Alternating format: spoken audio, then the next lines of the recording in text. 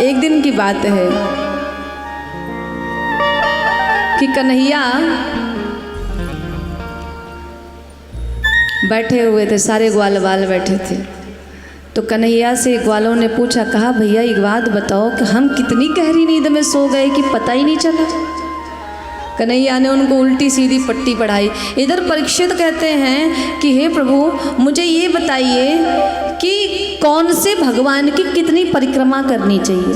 आप सब लोग मंदिर जाते हो ना, कभी सूर्य मंदिर, कभी दुर्गा जी के, कभी शिव जी के, कभी हनुमान जी के। तो आप बताओ कि भगवान किस मंदिर में, यही प्रश्न करते हैं कि किस मंदिर में किस देवता की कितनी परिक्रमा करनी चाहिए। तो भगवान नारायण की कितनी परिक्रमा करनी चाहिए? भगवान नारायण की परिक्रमा 4 परिक्रमा करनी चाहिए। कभी भी आप मंदिर जाइएगा तो माता दुर्गा की केवल 1 परिक्रमा की जाती है, इसका ध्यान रखिएगा। सूर्य देव का जब दर्शन करने जाइए, जब सूर्य मंदिर में जाइए तो सूर्य देव भगवान की हमेशा 7 परिक्रमा होती है, इसको ध्यान रखिएगा। गणेश जी की कितनी परिक्रमा होती है? 3 परिक्रमा। शिव जी की आधी, इसको ध्यान रखिएगा। तो ब्रह्मा जी इतने डर गए कि 3 ही परिक्रमा करके भाग गए भगवान की, होती 4 है भय के मारे। गोपाष्टमी के दिन भगवान ने गोचारण लीला अपनी शुरुआत की। धेनुकासुर नाम का राक्षस आया, मामा ने भेजा, भगवान ने उसका भी वध किया।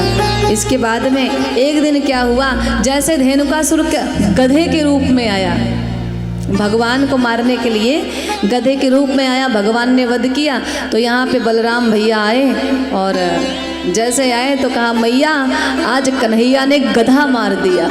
अब जो ऐसे कहा तो कन्हैया रूठ गए कि मेरा मजाक बना रहे हैं ये। तो मैया ने कहा,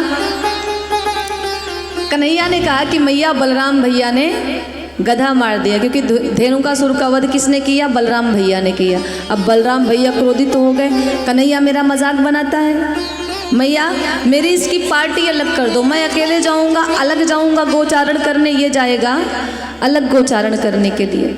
महाराज दोनों भैया अलग अलग हो गए। उसी ब्रज में, उसी वृंदावन में यमुना जी निवास करती हैं और यमुना जी के जल में कालिया नाग वास करता है और जिसने पूरे जल को विषाक्त करके रखा हुआ है। महाराज एक दिन भगवान क्रीड़ा खेल रहे थे, तभी देखा कि एक गौ माता आई और उस जमुना जी के जल को पिया और वहीं पे वो निष्प्राण होकर के गिर गई। भगवान को आज बड़ा कष्ट हुआ। भगवान जानबूझ करके गेंद उठाए और जमुना जी में मार दिया। सारे ग्वाल बालों ने कहा कन्हैया तूने खेल बिगाड़ दिया, अब गेंद कहाँ से आएगी? कन्हैया ने कहा मैं लेके आता हूँ, चिंता न करो। कन्हैया जब गए कदम्ब की डार पे गए और जमुना जी में छलांग लगा दी। अब जो छलांग लगाई जमुना जी में तो सारे ब्रज में हाहाकार मच गया कि कन्हैया जमुना जी में कूद पड़ा। माता यशोदा आ गई, कन्हैया पहुँचे। अब इधर नाग पत्नियाँ सबसे पहले दर्शन करती हैं भगवान के। भगवान से कहती हैं, सबसे पहले भगवान का रूप देख के ही वो मोहित हो गई। कौन हो तुम, कैसे आए, तुम जीवित कैसे हो? इस जल में तो इतना विष है कि इसमें किसी की परछाई भी यदि पड़ जाए तो वो भी चपेट में आ जाता है। हे पुत्र तुम चले जाओ यहाँ से, यदि मेरे स्वामी उठ गए तो तुम्हें वो समाप्त कर देंगे। कन्हैया ने कहा मैं आपके पति से ही मिलने आया हूँ, जाके उनको जगाइए यदि सो रहे हैं तो। इधर कालिया नाग फुफकार मारता हुआ उठा और कहता है कि किसमें इतनी क्षमता है जो मेरे सोने में बाधा उत्पन्न कर रहा है। कालिया नाग आया और कन्हैया से युद्ध होने लगा।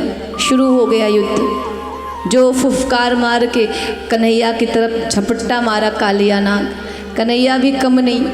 पहले तो उसके साथ खूब खेलते हैं और फिर कन्हैया ने उससे इतना युद्ध हुआ भगवान का कि कालिया नाग पराजित हो गया। अंत में कन्हैया ने उसे परास्त करके कन्हैया उसके शीश पे जा करके खड़े हो गए और जो तांडव शुरू किया भगवान ने महाराज, आज जो तांडव शुरू किया कन्हैया ने कि आज कालिया नाग पराजित हो गया। बोलिए कृष्ण कन्हैया लाल की जय हो। और पराजित हो करके कन्हैया की शरणागति को स्वीकार कर लेता है कालिया नाग। लेकिन शरणागति को स्वीकार करने के बाद भी कालिया नाग कहता है कि प्रभु मेरे कुछ प्रश्न हैं। कौन से प्रश्न हैं महाराज? आपने सर्पों की योनि बनाई, बिल्कुल बनाई। आपने सर्पों को क्रोधी स्वभाव दिया, तामसी स्वभाव दिया, बिल्कुल। और सर्प के गले में विष किसने दिया? कंठ में विष किसने दिया? तो भगवान ने कहा मैंने दिया। तो बताओ भगवान इसमें मेरी क्या गलती है? आप मुझे क्यों दंड देते हो? भगवान कहते हैं कि हे कालिया, मैंने आपको यदि तामसी स्वभाव का बनाया, आपके कंठ में विष दिया, आप सर्प योनि मैंने बनाई महाराज, तो मैंने आपके रहने के लिए एक स्थान भी दिया और वो स्थान है रमणक दीप पर्वत। महाराज आप जाइए वहाँ पर निवास करिए। आज जब भगवान ने इस प्रकार अपने परम भक्त कालिया नाग से कहते हैं जाओ वहाँ पर निवास करो, आज शरणागत को प्राप्त हो गया कालिया नाग। भगवान के श्री चरणों में आज गिर पड़ा, बोला क्षमा कर देना, हमसे बड़ी भूल हुई। आज इतने सारे भगत हैं, जब भगवान कालिया नाग के शीश पे सवार होकर के जब बाहर आए ना, तो सारे भगत जो थे, सारे गोकुलवासी सब बड़े भाव से भगवान को देख रहे हैं।